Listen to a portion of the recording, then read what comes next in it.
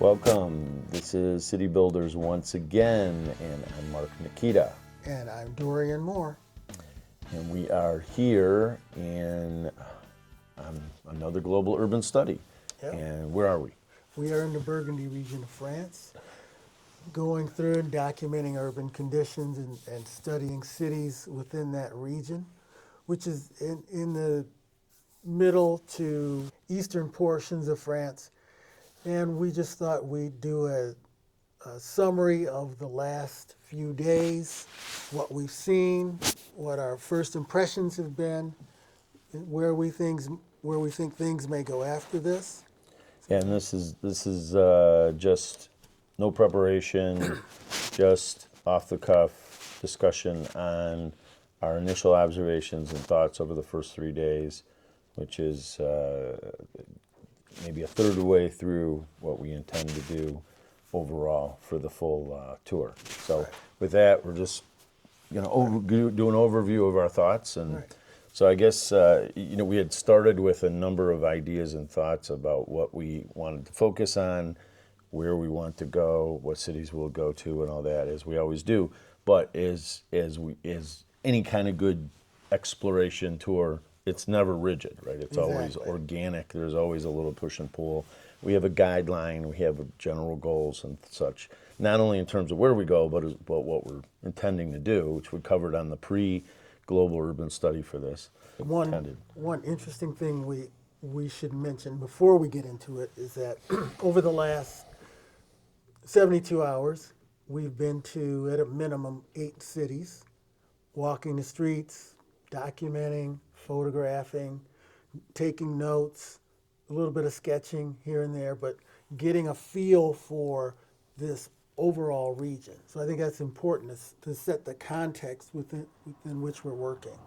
Yeah, and I think we haven't gotten down because we've been so busy studying this city, going from one place to another and all that. There's been a lot of travel. Well, I think the actual formation of drawings and sketches aren't quite there yet, but I've been thinking about when we do get the accommodation of time over the next day or so, what we might want to do a sketch for, or some documentation focus area, something that you want to dig a little deeper in and do a sketch or a drawing or notes or whatever. And I think it comes down to the way a lot of research works is you have a general idea of where you're going, and then you get into it, and it changes. The amount of information you bring in will start to dictate the direction of that research to some extent.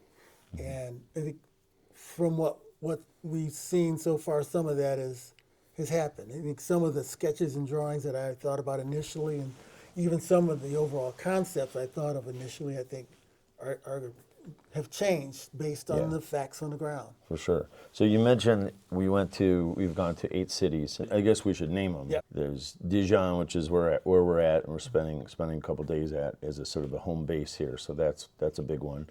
We went to Fontainebleau, yeah, and then Noyers and Auxerre, and what am I missing? Mâcon, Beaune, yeah, and then Chalon-sur-Saône, and Vosges. Yes. So we always trying to figure still out getting our how to French figure on out here. how to say it more appropriately. I think that's Tournus. all. Oh, and then Tournus, yes, Yeah. very very good, yeah. And I guess there's a couple of things. Each of those cities would have maybe a focus of some sort that we really found to be exceptional. And I think of the Abbey in Tournus, of course, the premier thing to see there, an incredible abbey there, the Abbey of St. Philibert. Mm-hmm. And what an incredible, that's one of the most incredible sort of, not just church, but the whole sort of historical siting of that, with the borders and the enclosure of essentially a walled enclosure with towers, and then the cloister, and then of course the abbey, going back to about 900 when it was started. Incredible. For me, the primary thing about that abbey was the materials. the stone that was used that I don't think I've seen on a church. And the colors with the Yeah, stone. yeah, the color, I haven't seen on a church anywhere, and it was just very striking. Yeah, that was very very inspiring, but impressive, very impressive. So that was and distinctive, unique. You know, this part of the world, the churches are often Gothic, right? I mean, it's a heavy Gothic area for a lot of the Catholic churches, and this one going back to 900 A.D. Even before that, where it was formulated in 875, I think it was, as it was being developed. I mean, it's just incredible to see this kind of thing, you know, evolve. But the colors were special for sure, and we saw that also with, and the other I think key point is the premier, I guess, structure and place that stood out so significantly in Auxerre was the cathedral as well, which was unbelievable on top of the hill, very very heavy Gothic. And that also had just soaring interiors with very, very high ceiling. For a smaller town that most people have never heard of, that church was extraordinary. Yeah. You know, I mean, it's at the level of what you'd see at Paris or some of the other grand and most high Gothic churches that seem to be of that level, even though, of course, it was in a smaller town that most people don't know much about. So that was really interesting, and of course that was a prominent feature as well. But that also had color, color elements too. And I think one of the other things that, and we noticed this approaching a lot of these towns, is that the churches stand out, you know, because of their height, because of their mass. They're key landmarks within those cities, more than any city hall or any kind of civic building. Yeah. Those are really the identifiers for each of those cities. Yeah, and we see that not only in these larger churches like that, but you see that in the smaller towns as we go along the highway, the main highway in Burgundy that goes and connects all of these towns in the center of the wine country is the A974. 974. No, it's D. D974. D974, which is the sort of the local highway that goes through and connects all these little towns. That when you're going along that, or even the A6, which is the highway, the more of the expressway, you look along. I've always felt this in a lot of European countries, but for sure in France, where you look in the countryside, it's all farmland of some sort, natural beauty, and then there's this sort of the spire of the church in the little village, the little hamlet. Really quite. It's a vernacular element that really. When we look for regionalism and vernacular and elements that are indicative of a place, I mean, surely that is indicative of France. It's indicative of other parts of Europe as well. You see it, but very clearly in France, you get these sort of little towns with the church spire continuously along the landscape, and that becomes a vernacular of the entire country, really, which is an interesting component to think about. But I think the interesting thing about the churches in these cities that we see is the idea that in almost all these cities, the church is the premier building for sure. But we always look for how much the public space, which is in front of the church typically, how much that becomes a critical asset for the community, or in some cases not. Right. But and that's how it's evolved, because there's always a public space, almost always. There's almost always a public space in front of the church. Sometimes it's a parking lot. Right. Sometimes it's a street that comes through and it's just a traffic sort of, and sometimes it's a great public space where people hang out and there's outdoor seating. So it's an interesting thing. It's there. Historically was always there, of course, without cars, because, when you're building something in 900, 1100 AD or something, of course, there's no cars. But now, how is it being used? What was the original, the essence of it? That's an interesting urbanistic question that goes along with the prominence of the structure. Yeah. When we really think about these structures and their importance to the public space, that extends out into the city itself. And how people use the public space. And when we were talking about this trip, I think in our pre-talk, one of the things that I was most interested in was how people use the street, how they use the public space, and how that can be seen as sort of really creating the social character of these towns. And and this goes back to what I was just saying, where facts change on the ground.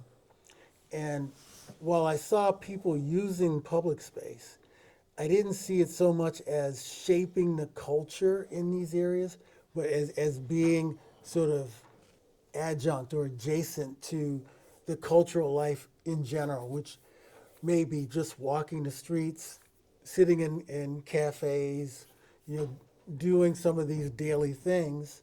And the other thing that we didn't mention that I think is important to mention is that in each of the cities that we went to, it wasn't overrun by tourists.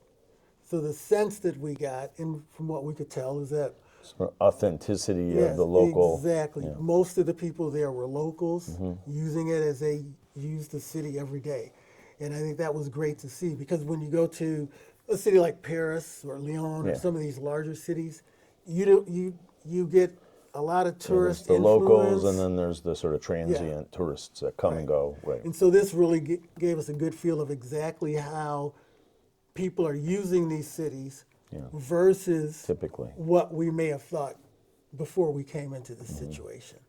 Yeah, I mean that's been something that's been refreshing actually, to see this part of Europe doesn't seem to have a whole lot of tourist activity, which is always refreshing to see it, because you're just seeing seeing much more of the real community versus that transient nature. I mean, I'm just kind of brainstorming. I'm thinking about the markets that we've seen, the incredible market here in Dijon, which is the central market in Dijon, which is quite it's one of the premier markets in Europe that I've seen. It's a really, really great market, and it's right in the center of the city, and it really activates part of the central core, which is a really special area.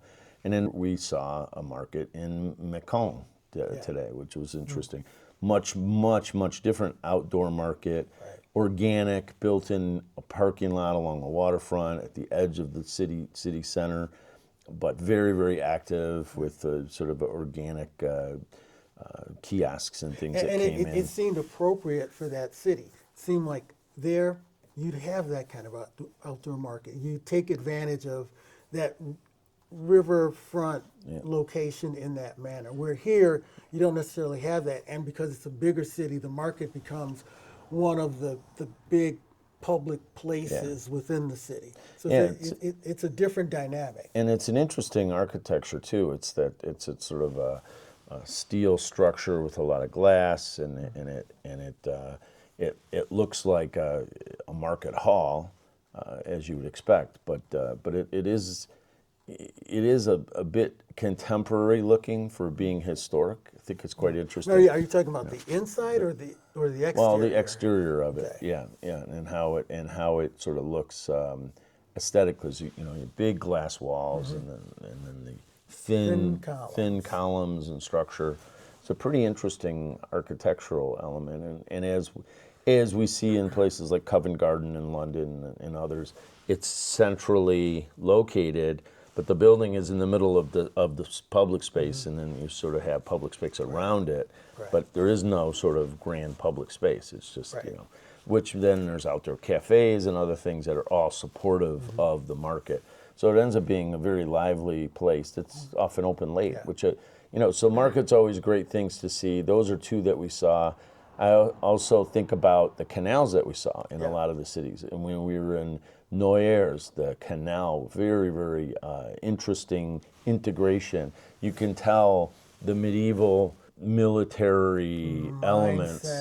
Where you had the canal, and you have the wall, and you have the lookout towers. Yep, the turrets. It's amazing how Noyers has a lot of historical elements still in place. A very, very small town, a quiet town. Very few active sort of cafes and things like that. It's a very small town. It seems very, very local, which is great to see. But the way the canal came in, I mean, I was sort of mesmerized by that because when you're at the canal side, it's really, really quiet. You can hear the bees buzzing, and you can hear the cows across in the meadow across the river. Because where the town is, then there's the canal, and across there's no development. It's just all green, and cows are grazing. It was one of the things we were looking for when we were planning what we want to study, is this idea of the integration of the outside part of the city and the inside part of the city and where they come together. Right. You know, how does the city transition from the urbanism to the sort of rural and agricultural side? And the thing to note is in just each of these situations, it was really from a fortification standpoint. I mean, that's what those lookout towers were for. Up against a canal or some sort of separation, and then the landscape beyond that. Yeah. And so it's not just a transition from the city to the wall to the moat to the outskirts. It's the transition over time of that wall as an element in the city. Whereas in Newark, what we saw was that wall started to become inhabited by the homes and businesses that abutted Yeah, people are it. living in the military sort of structures that were fortification structures are now homes. Yeah. And places or other uses, but largely residential, I think. Very fascinating to think that these towns, which were made many, many years ago, and they were enclosed by the wall, so they were high density, are still just as high density as they were, and really have had this town for one example, really not a whole lot of growth outside of it. Yeah. Like it still is this, 1,000-year-old town structurally, and it still has a wall, and it still has natural conditions right across the river. I mean, just like it did 1,000 years ago. But yet, it's so different today. The world is so different today, but yet the elements of the physical condition is kind of the same in much of that town. And I think that's really fascinating when you see these cities that have kind of allowed themselves to be what they are for all of these years, and they're still livable. That's the other thing, is that we always talk about time-tested architecture and urbanism that's time-tested, that actually holds the test of time. These are great examples of that, because you're seeing a town that has lived on for generations and really hasn't changed a lot, other than the people.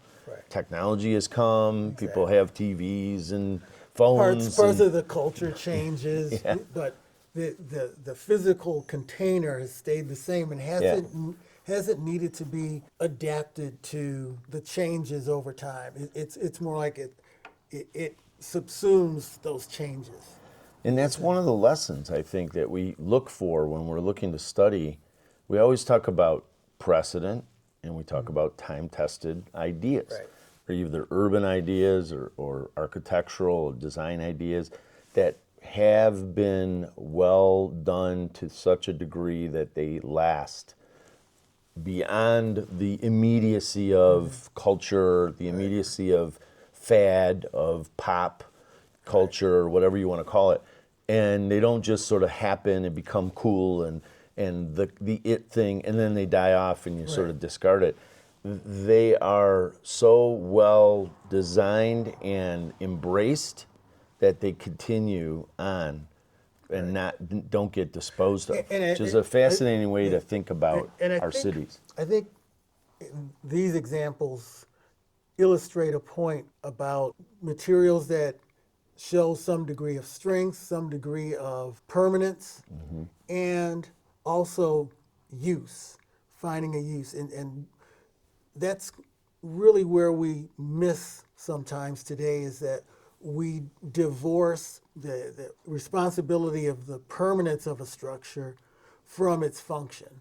So we're just building things that are containers, and those containers, as you said, can be tossed away because there's no permanence to it. And I think that's something that it really kind of stuck out as we looked more and more at these cities. Yeah, so that's an interesting lesson. I think we're sort of looking for and gathering. Obviously, we look for linkages between public spaces, how public spaces are activated, daytime, nighttime. Like where we had dinner last night in Dijon, and that public space, which was very, very active, but at a certain time of day, places started closing, and it turns into a different kind of use, you know. And I think that's an interesting thing, because we're seeing the way the city is using the public space and how it changes depending on part of the day. So I think that's very interesting. And now that you mention it, that is very interesting. When you look at the market building itself, early in the day, the perimeter of the building is activated with vendors, for the most part. Yeah. And the surrounding buildings are less active. There are some of the restaurants that are open early, but for the most part, they're shut down. As the day moves on, those vendors around go away. They go away, and then the outer edge starts to become activated. Right. And at night, the market is closed, Right. so it's completely dead, dark, closed, and inactive. And the perimeter, where all the cafes are very, very lively. Right. You know, they're colorful, they're illuminated with a lot of lighting, and there's a lot of people in there, and they're sitting outside, and you know, in the colder and warmer weather. So there's an activity level on the perimeter. So yeah, that space changes depending on the time of day and how the market is integrated, and you know, and we also notice the people change. Yes. We were noticing how during the day a completely different group of people, An largely older demographic. crowd, older demographic that are going shopping and doing the things that they have to do to get food or whatever. And then at night, it's largely younger people going out and having drinks. University students. Yeah, university students hanging out with their friends or whatever. So completely changed. So which is also another really important point, is the fact that if you have good, well-designed public space, it's not for sort of one demographic, group, that it can be used differently by different people over the course of the day. So it has different purposes. Before anybody brings it up, families are there too. People with little kids riding bikes, Yeah. Pushing strollers. Yeah. So it ranged from older people through families to young adults are able to use all of these spaces everywhere that we've been. Yeah.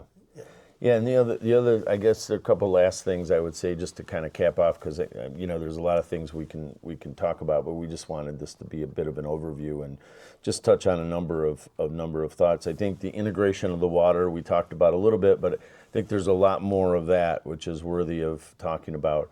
The other thing that I think is interesting is the amount of public space that we've been seeing is quality, not quantity public space. You beat me to it. That was going to be my last point. Yeah, and that's where we were at Le Mans, where we had lunch. I don't know, yesterday or whenever it was, in Beaune.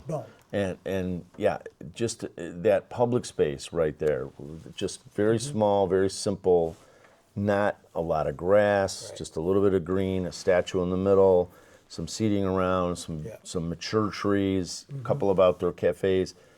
And what do we see? People sitting there, enjoying it, hanging out. There were people using the space the way it should be used. Yeah. Not overly large, not activated, just there, well designed, and with all that, properly active. Yeah. Right? And it's a great model for the kind of thing that we always like to see, is that you're not building space just because you can build space. You're building space for people to use. Going back to our William White example, that he would always talk about, how is this space being used? Is it properly being used? Are we building space that people will use? And here's examples where we're seeing that done. At a small scale, which I thought was awesome. Yeah, small scale. Great. So there are a lot of really interesting lessons with the public space. The other thing I would just leave with, which is kind of something that I wasn't expecting, because down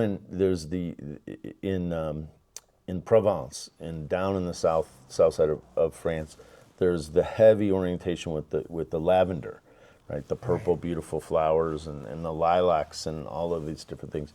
One of the things that I think is amazing is these lilac trees or whatever that are all over, and it's really interesting because we're walking through, and maybe it's this time of year, the spring, where it's really they're really flourishing.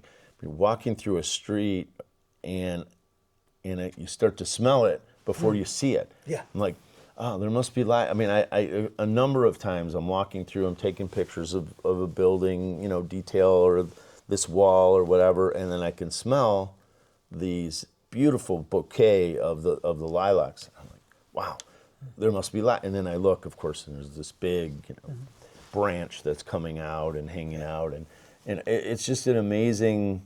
They talk about the senses, right? You have your visual senses. I mean that the sense of smell in the city, which isn't always positive. Yeah. we know that especially early in the morning. There's often times where you're going, oh man, the smell of the city is not good, in this circumstance.